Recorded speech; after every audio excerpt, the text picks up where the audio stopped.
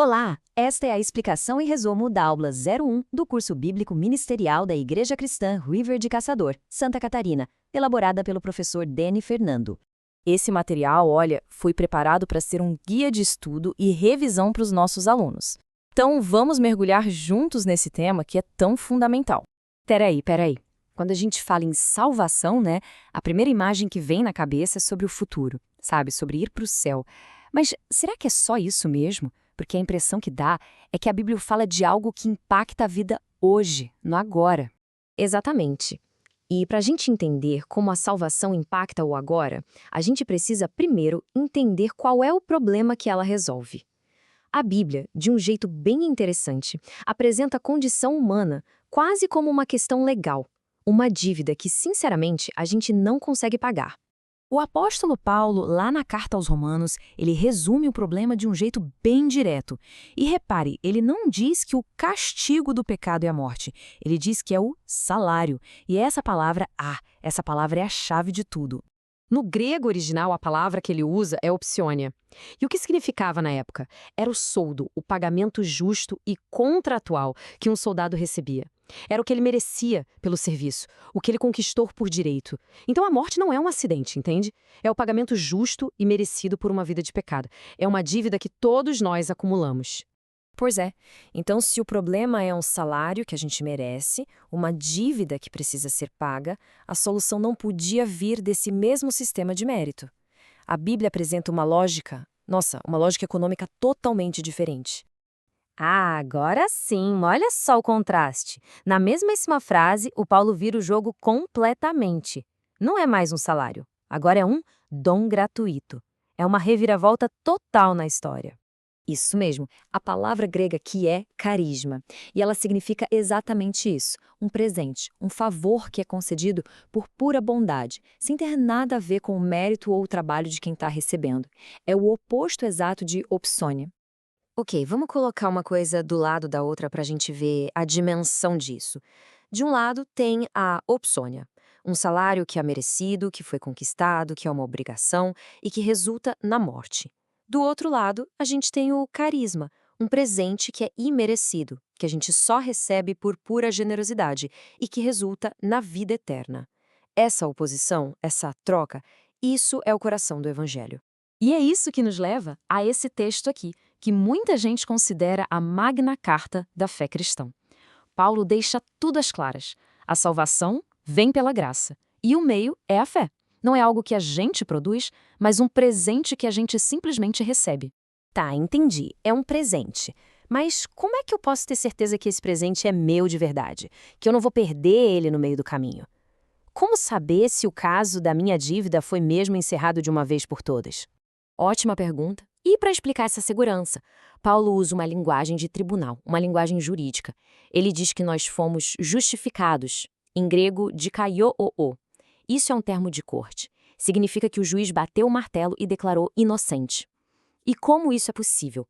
Através da redenção, ou apolutrosis. Essa palavra era usada para o ato de pagar um resgate para libertar um escravo. Ou seja, a nossa dívida foi paga por outra pessoa. Certo, a dívida foi paga.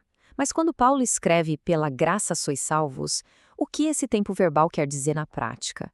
Parece que ele está falando de uma coisa que já aconteceu e pronto, acabou, é isso? Exatamente. A palavra grega que ele usa ali é sesosmenoi. Isso está num tempo verbal chamado perfeito, que os autores bíblicos usavam com uma intenção muito específica. Ele descreve uma ação que foi completada lá no passado, mas que os resultados dela são permanentes e continuam valendo hoje. É como se Deus tivesse carimbado o nosso processo com o selo definitivo, caso encerrado. A salvação não é algo que a gente está tentando alcançar, mas um status que a gente já recebeu. Fomos resgatados e agora a gente permanece nesse estado de segurança. Exatamente. A palavra grega que ele usa ali é sesosmoemai. Isso está num tempo verbal chamado perfeito, que os autores bíblicos usavam com uma intenção muito específica. Ele descreve uma ação que foi completada lá no passado, mas que os resultados dela são permanentes e continuam valendo hoje. É como se Deus tivesse carimbado o nosso processo com um selo definitivo, caso encerrado. A salvação não é algo que a gente está tentando alcançar, mas um status que a gente já recebeu. Fomos resgatados e agora a gente permanece nesse estado de segurança. Uau, isso é poderoso! Mas se é um presente de graça e o caso já está encerrado, por que a fé é necessária? Se a salvação é 100% obra de Deus, qual é o nosso papel nisso tudo? Ou melhor, qual é o papel da fé? Olha, a melhor forma de entender isso é com uma metáfora.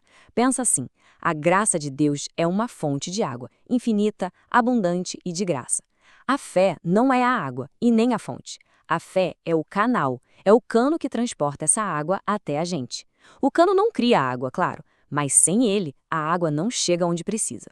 E essa fé, que no grego se chama pistis, não é só concordar com uma ideia na cabeça. É uma confiança depositada. Sabe a diferença entre acreditar que uma cadeira aguenta o seu peso e, de fato, se sentar nela? É isso. É um ato de entrega, de confiança total. Certo, faz todo sentido. A fé é um meio pelo qual a gente recebe esse presente incrível. Mas e depois? Qual é o resultado prático disso tudo na vida? Se a dívida está paga e a salvação está garantida, o que resta para a gente fazer? É só relaxar e esperar? A diferença que isso faz é profunda. Viver tentando conquistar a salvação com o próprio esforço, com as obras, isso gera ansiedade, um medo constante de falhar e muitas vezes orgulho espiritual. Mas viver a partir da salvação pela graça, isso produz algo totalmente diferente. Paz, segurança e uma gratidão que transforma tudo por dentro. E é aqui que o propósito de tudo se revela. Logo no versículo seguinte, Paulo continua dizendo que fomos criados para as boas obras. A gente precisa prestar atenção na ordem. Não somos salvos pelas boas obras, mas somos salvos para fazê-las. A graça não anula o esforço, de jeito nenhum. Ela dá um novo motivo, um novo porquê para ele.